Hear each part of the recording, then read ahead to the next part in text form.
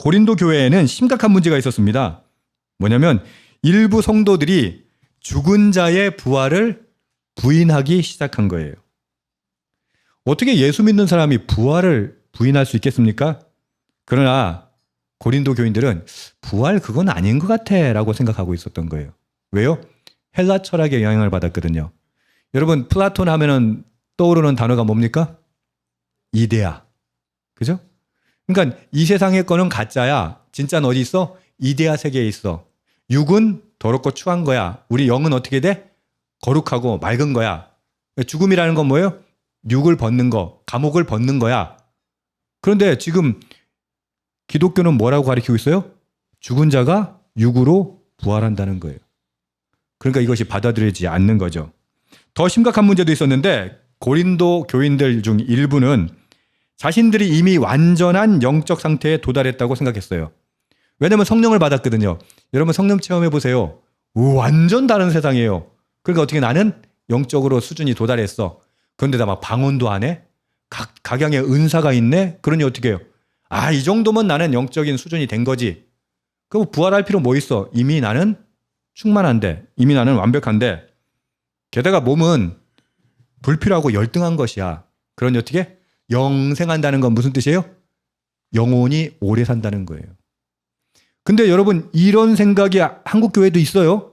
우리는 입으로만 육으로 부활한다고 생각하지 육의 부활을 꿈꾸지 않아요. 여러분에게 질문해 봅시다. 여러분 진짜 육의 부활을 꿈꿔요? 여러분 많은 사람들이요. 그냥 죽으면 천국 간다. 이건 뭐예요? 그리스 철학의 이데아 같은 거라니까요. 근데 한국 교회에도 그게 녹아 들어있어요. 그래서 죽으면 가는 곳이 천국이 돼버린 거예요. 예수님 뭐라고 말씀하세요? 넌 죽을 거야? 그러나 반드시 부활할 거야. 뭘로 부활해? 육으로. 이게 기독교 신학이에요. 근데 이거 이렇게 얘기하면 심지어는 마치 처음 듣는 것처럼 부활은 들었는데 그런 개념을 생각을 안 해본 거예요. 여러분 죽어서 영원히 가는 게 천국이 아니에요. 천국은 뭐예요? 물론 우리는 마지막 날이 오기 전까지는 죽은 상태에서 중간 상태에 있을 거예요. 그건 여러분들이 생각하는 것처럼 영원히 중간 상태에 있을 거예요. 그러나 말세에 이르면 어떻게 된다고요? 반드시 우린 육으로 부활하게 될 거예요. 그게 기독교 신앙의 핵심입니다. 이해되셨나요? 근데 고린도 교회가 그것을 잃어버렸다는 거예요. 고린도 교회만 잃어버린 게 아니라 우리들도 지금 잃어버리고 있잖아요. 에휴, 육은 뭐 썩어 없어질 건데 이거 뭐 썩어 없어질 거 아무렇게나 해도 되지. 여러분 정말 그런가요? 그렇지 않다는 것이죠. 바울이 1, 2절에서 복음에 대해서 이렇게 이야기합니다. 함께 읽읍시다. 시작. 형제들아 내가 너희에게 전한 복음을 너희에게 알게 하노니 이는 너희가 받은 것이요 또 그 가운데 선 것이라. 너희가 만일 내가 전한 그 말을 굳게 지키고 헛되이 믿지 아니하였으면 그로 말미암아 구원을 받으리라. 구원을 받을 거예요. 여러분들에게 사도 바울이 지금 전하고 있는 말인 거예요. 여러분 구원을 받을 겁니다. 조건이 있어요. 조건이 뭡니까? 그 말을 굳게 지키고 헛되이 믿지 아니하였으면 거기다 줄거 놓으세요. 내가 전한 그 말을 굳게 지키고 헛되이 믿지 아니하였으면 그로 말미암아 구원을 받으리라. 요즘 이상하지 않아요? 구원을 받는 게 어떤 거예요? 한번 그냥 구원 탁 받았다는 얘기가 아닙니다. 이건 마치 이런 거예요. 우리는 난파선에서 구조를 받은 사람이에요. 그러니까 구원 받은 거죠. 난파선에서. 근데 난파선을 구조받았다고 해서 모든 게 끝난 겁니까? 그렇지 않아요? 우리는 구명보트를 타고 어디까지 가야 돼? 육지까지 가야 끝난 거예요. 지금 구명보트를 타고 옮겨지고 있는 거예요. 난파선에서는 구조를 받았어요. 구원을 받았어요. 그러나 우리는 지금 구명보트를 타고 지금 육지를 향해 가고 있는 거예요. 아직 완료되지는 않았다는 얘기입니다.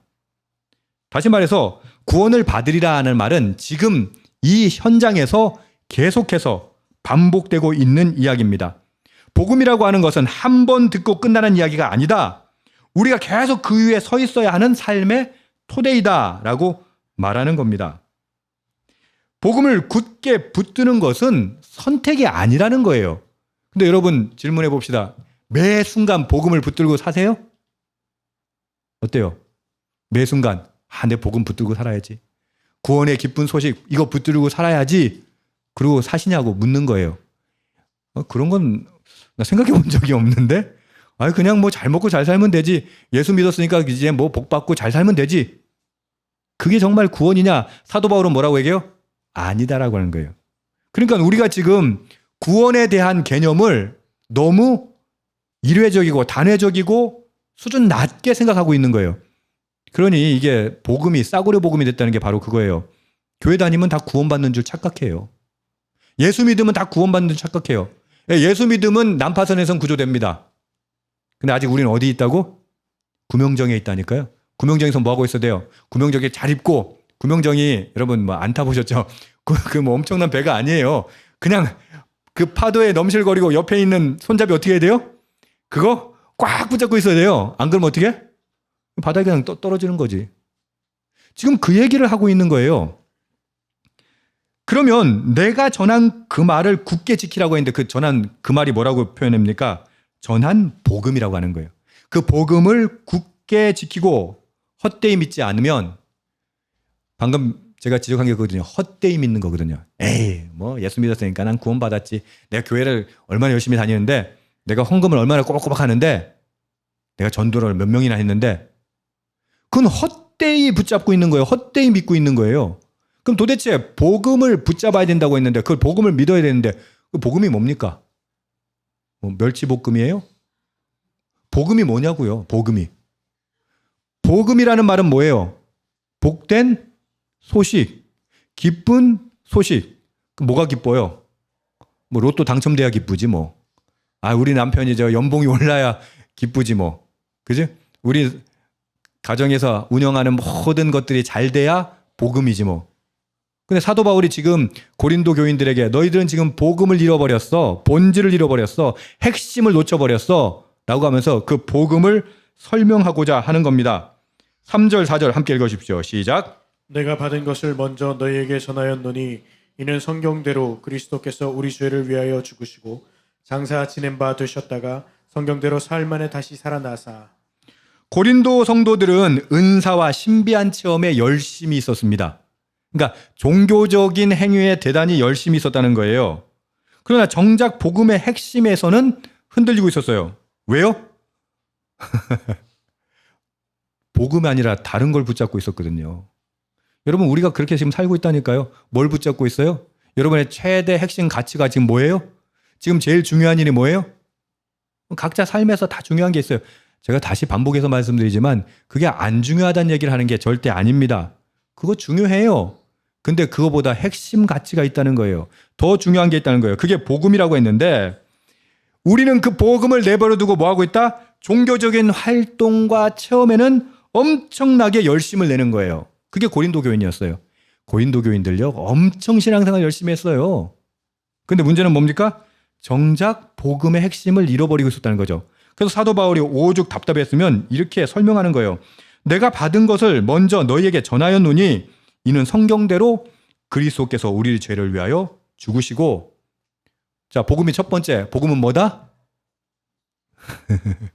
그리스도께서 죽으셨다는 게 복음이에요. 왜요? 우리 죄 때문에, 우리 죄로는 어떻게?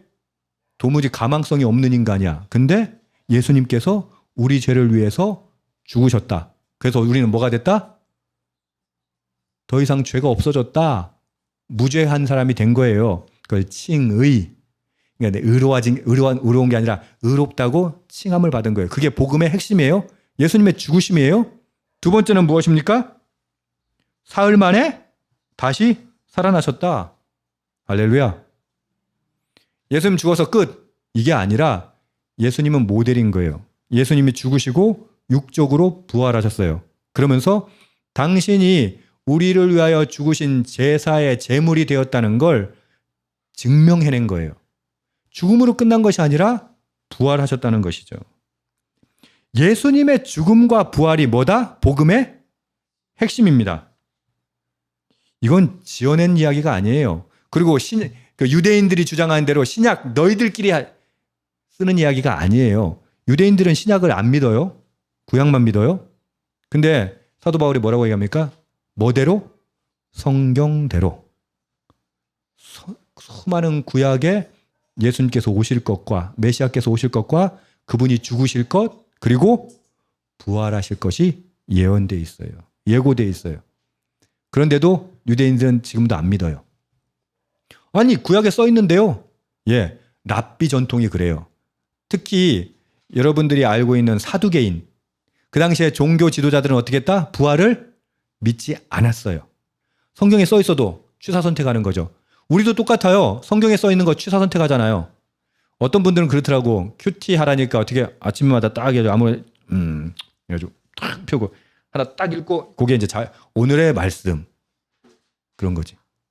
그게 저기 포춘 쿠키 뽑는 거하고 뭐가 달라? 그게. 그러니까 무슨 말이냐면 말씀을 맥락으로 이해하지 않고 어떻게 해요? 취사 선택하는 거예요. 그리고 자기 신앙이 엄청나게 뜨겁고 내가 종교 생활을 열심히 하니까 어떻게? 나는 영적으로 수준이 높아. 난 완전히 완성됐어. 그러니까 내가 굳이 내 몸으로 부활할 이유가 있어 없어? 없다고 생각하는 거예요. 여러분, 고린도 교인들은 자신들의 뿌리를 잊어버릴 위험에 처해 있었어요. 근데 고린도 교인만 그래요? 우리도 똑같아요. 진정한 핵심, 가치, 우리들의 뿌리를 잊어버릴 위험에 우리도 똑같이 처해 있다고 하는 거예요. 부활은 이 구원에 관한 모든 이야기의 완성입니다.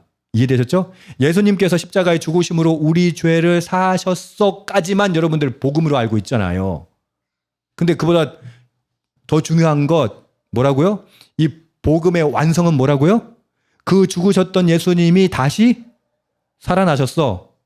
그러므로 우리도 다시 살아난다. 이렇게 얘기할게요. 부활이 없으면 복음이 있다 없다? 없다. 우리의 미래가 있다 없다? 없다. 여러분 소망도 있다 없다? 없어요. 그게 부활이에요. 근데 다시 질문해 봅시다. 여러분 매일마다 부활 생각하며 사세요? 부활을 생각할 때가 있죠. 언제? 부활절에 이제 생각해 보죠. 근데 부활절 때 생각하는 것도 뭐예요? 진짜 부활이 아니고 달걀 뭐 이런 거. 예수님의 죽음과 부활이 없으면 복음이 아닌 거예요. 근데 우리는 복음에 대해서 생각하지 않고 내가 예수 믿었으니까 오케이 나 신앙 너무 좋아 행복해 하나님께서 축복하실 거야 그런 착각을 하며 살아가고 있다는 거예요. 오죽 고린도 교인들이 부활을 믿지 않으니까 여러분들 다 부활을 믿기 때문에 요거는 뭐 크게 뭐 여러분들에게 영향력이 없을지 모르겠는데 그 사람들은 너무 안 믿으니까 사도 바울이 5절에서 7절까지 이렇게 얘기합니다. 함께 읽읍시다.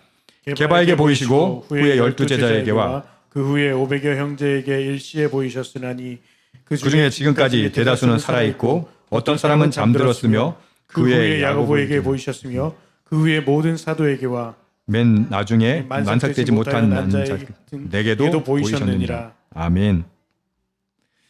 바울이 나열하는 증인들의 명단입니다. 게바 누구예요?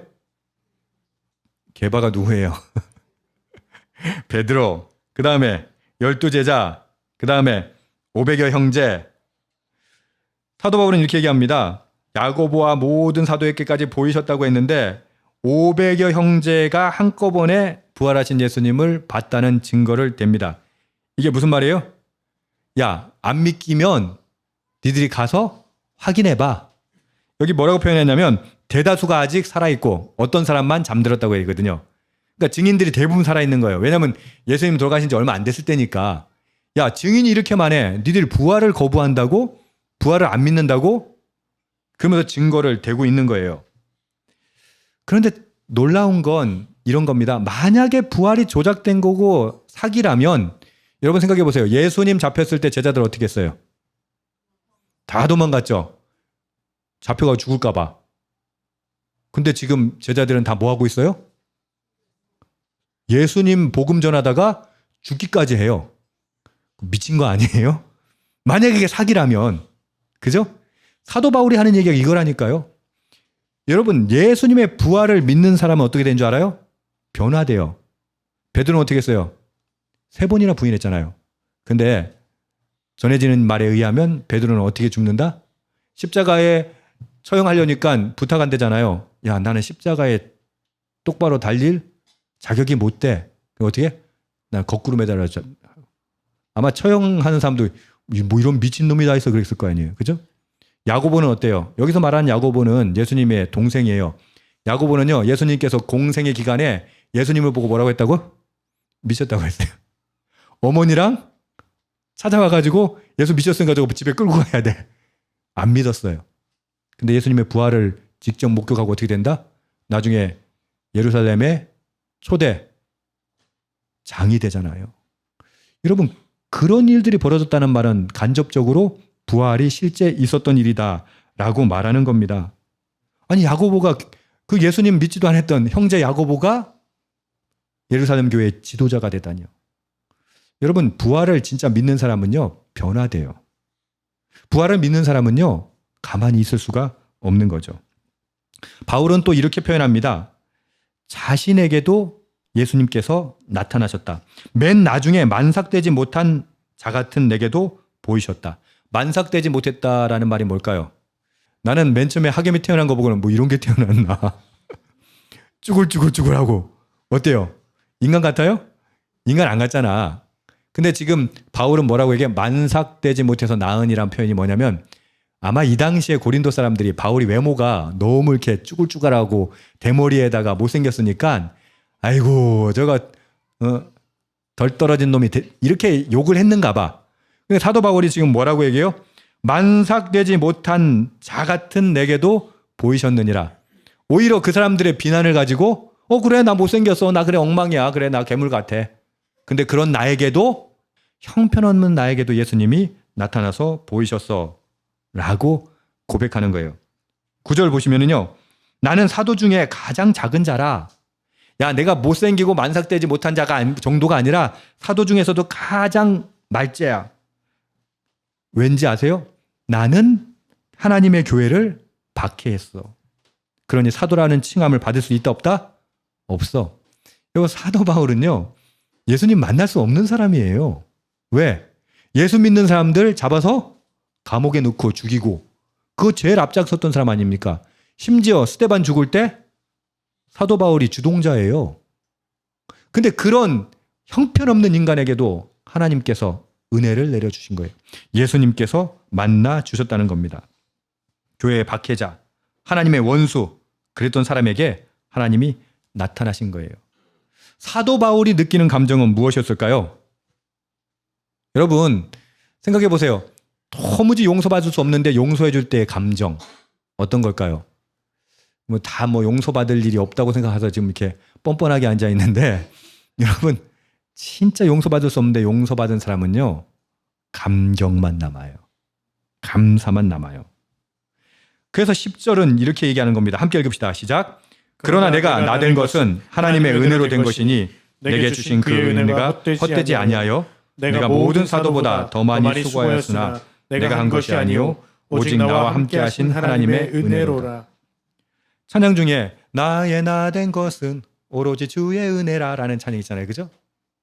여러분 나의 나된 것은 오로지 주의 은혜라. 박해자에서 사도로 하나님을 대적하는 자에서 하나님의 종으로 변화된 건 애쓰고 노력해서 된 게 아니에요.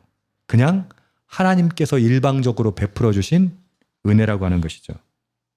은혜라고 하는 건 자격 없는 자에게 거저 베풀어 주시는 하나님의 사랑을 뜻합니다.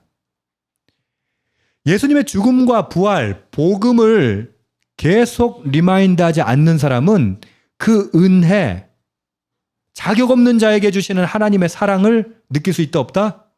못 느껴요. 그러니까 남는 건 뭐예요? 교회에서도 프로그램만 남아요.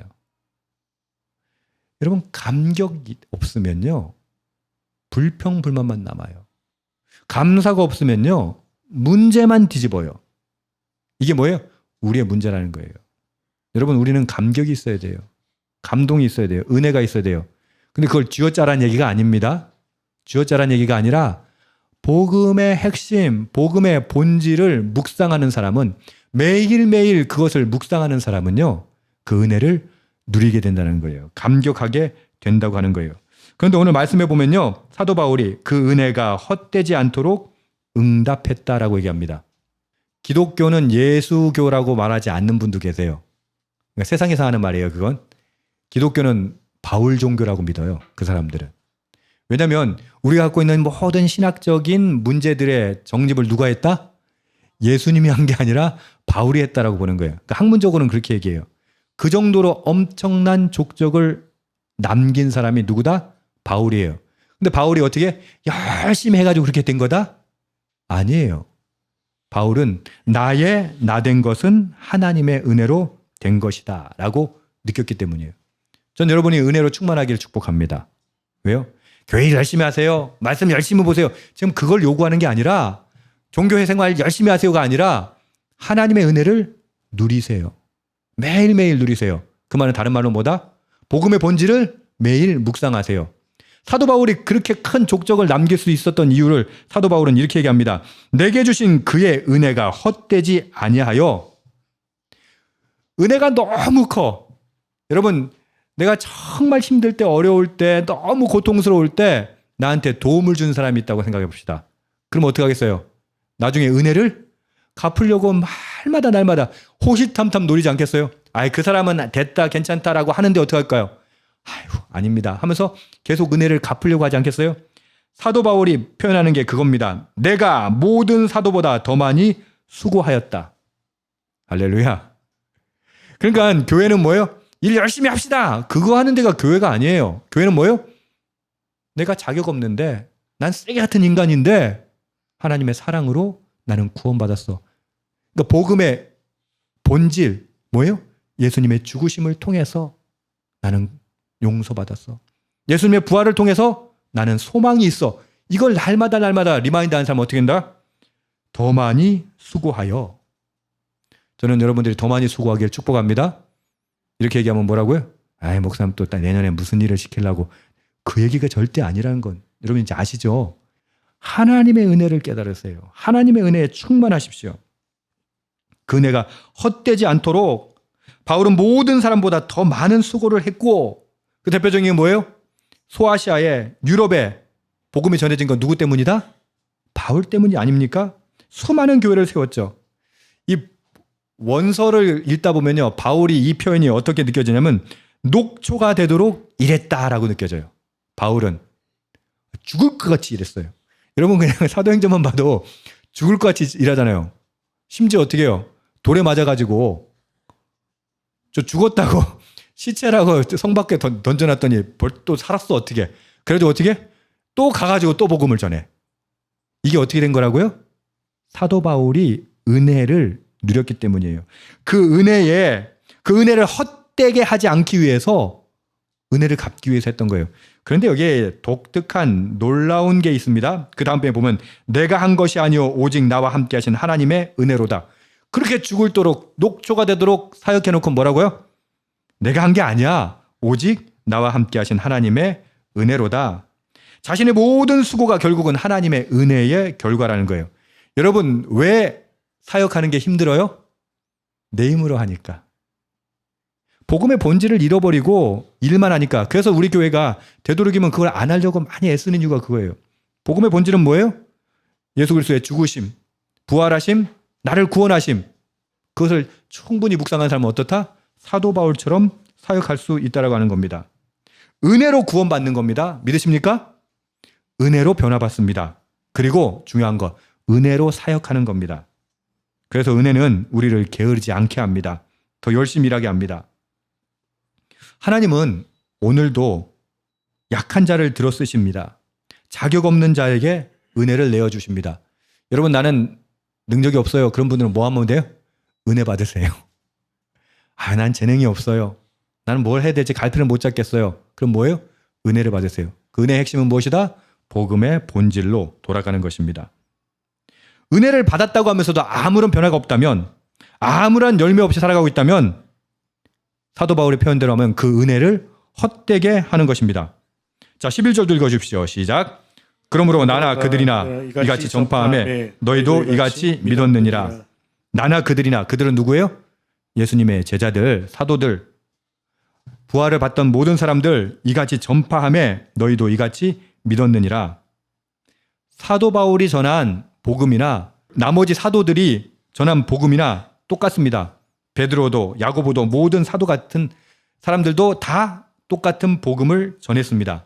그 전함 때문에 고린도 교인들이 복음을 받고 믿었습니다. 그래서 11절은 전파함에 믿었느니라. 사도 바울처럼, 사도들처럼, 그렇게 초대 교인들처럼 복음을 받은 사람들은 복음을 전파해야 합니다. 여러분, 너무 중요한 얘기예요. 복음을 받은 사람은 복음을 전해야 합니다. 신앙생활 하다가 보면 좀 열정이 떨어질 때 있죠. 그럼 어떻게 해요? 내가 지금 봉사를 덜 해서 간 거다. 부서 하나 더 맡고. 그래봤자 어떻게 되는 줄 아세요? 계속 떨어져요. 계속 드롭돼요. 여러분, 착각하는 게 그거예요. 어떻게 하면 신앙을 뜨겁게 할 수 있을까요? 어떤 믿음이 성장할 수 있을까요? 그런 종교적인 것 때문에 성장하지 않아요. 그런 종교적인 행위를 제일 잘했던 게 어디 교인이었다? 고린도 교인들이었잖아요. 그들은 방언을 받고 은사를 받고 얼마나 열심히 했습니까? 근데 사도 바울은 지금 그들을 책망하고 있어요. 왜? 그 열심이라고 하는 건, 종교적인 껍데기라고 하는 건 사람을 변화시키지 못한다는 거예요. 결국 은혜라는 건 뭐예요? 복음이에요. 근데 그 복음을 강화하는 방법은 단 한 가지밖에 없어요. 뭘까요? 복음을 강화하는 거. 복음을 전하는 거예요. 학창시절에 여러분 다 해보셨죠? 제가 친구한테 설명했던 문제는요, 절대 안 틀려요. 내가 듣기만 한 건요, 아리까리해요. 근데 내가 설명한 건요, 설명하다가 막히면 어떻게 해요? 내가 연구하잖아요. 고민하잖아요. 사도 바울이 얼마나 위대했다고 지금 얘기했죠. 그렇게 위대할 수 있었던 이유가 뭔지 아세요? 자기가 받은 복음을 전했기 때문이에요. 할렐루야. 여러분, 복음을 전하세요라고 말하는 건 전도 많이 해오세요, 이 얘기가 아니에요. 내가 복음을 전할 때 어떻게 된다? 내가 그 복음을 다시 묵상하게 된다는 거예요. 다시 리마인드하게 된다는 것이에요. 그래서 성경은 뭐라고 얘기해요? 땅끝까지 이르러 복음을 전하라. 왜? 안 그러면 우리는요, 드롭되는 인간이에요. 금세 잃어버려요. 금세 잊어버려요. 그러면 어떻게? 신앙이 뭐 재미가 없네. 뭐 교회가 재미가 없네. 여러분, 그게 중요한 게 아니라니까요. 우리는 지금 복음의 본질을 매일매일 묵상하지 않기 때문에 떨어지는 건데, 그러면 목사님 매일매일 복음을, 그럼 주님의 죽으심과 부활하심, 죽음 계속 그런다고 그 리마인드 된다는 얘기예요? 아니에요. 그 리마인드 되는 제일 좋은 방법 뭐다? 복음을 전하는 거예요. 그래서 11절은 뭐라고 합니까? 너희가 전파하니 믿었느니라. 아니, 나도 전파해서 믿었는데 그러면 누군가에게 나는 뭐 해야 된다? 전파해야 된다라고 얘기하는 거예요. 고린도 교인들의 교회의 위기는 복음의 핵심을 잊어버리는 것이라고 했습니다. 많은 은사가 있고 체험이 있었지만 정작 복음의 핵심, 죽음과 부활, 그 복음을 전하지 않고 결국 믿음에 실패하게 된 것입니다. 그럼 반대로 초대교회 성도들이 믿음에 성공했던 이유, 믿음이 강력했던 이유는 무엇입니까? 생명을 아끼지 않고 복음을 전했기 때문입니다. 놀라운 것은 복음은 전할수록 살아납니다. 은혜는 나눌수록 더 풍성해집니다. 받은 은혜를 흘려보내지 않으면 그 은혜는 고여서 생명력을 잃게 됩니다. 마치 흐르는 물은 어떻게 해요? 살아있지만 고인물은 썩어버리는 것하고 똑같아요. 혹시 우리 가운데 지금 고인물이 되어 있지 않습니까? 썩어버리고 있지 않습니까? 그리고 하나님에 대한 열정, 사랑이 식어져 있지는 않습니까? 우리 안에 복음을 리마인드하는 것, 바울이 어느 사도보다 더 많이 수고할 수 있었던 것은 아이러니하게도 끊임없이 복음을 전했기 때문입니다. 저는 오늘 마지막으로 여러분에게 복음 전하는 삶이 우리의 믿음을 더 뜨겁게 한다는 사실을 꼭 기억해 주시기를 부탁드립니다. 어쩌면 우리가 속을 수 있어요. 상황 때문에, 환경 때문에, 바쁘다는 핑계로 복음의 핵심, 예수님의 죽으심과 부활을 묵상하지 않는 것, 더 이것을 계속 묵상하는 방법이 뭐라고요? 복음을 전하지 않는 것. 그럴 때 어떻게 된다? 우리는 은혜를 잃어버리게 된다는 거예요. 영성을 잃어버리게 된다는 거예요. 바울처럼 은혜에 감격해서 복음을 위해 수고하는 삶 살 수 있기를 주님의 이름으로 축복합니다. 그리스도의 죽음과 부활인 복음을 붙들 때, 여러분 그건 매일 붙들어야 돼요. 지금 구명정이라고 했어요. 우리 상황이. 그리고 그 복음을 전할 때 부활의 소망이 우리 안에 다시 살아날 줄 믿습니다. 아멘. 그래서 성경은 우리를 이렇게 정의합니다. 복음을 전하는 자. 예, 우리는 복음을 나누고 전하는 자입니다. 말과 삶으로 주님의 복음을 증거하는, 그렇게 은혜를 누리는, 은혜를 나누는 저와 여러분이 되기를 주님의 이름으로 축복합니다. 아멘. 기도합시다.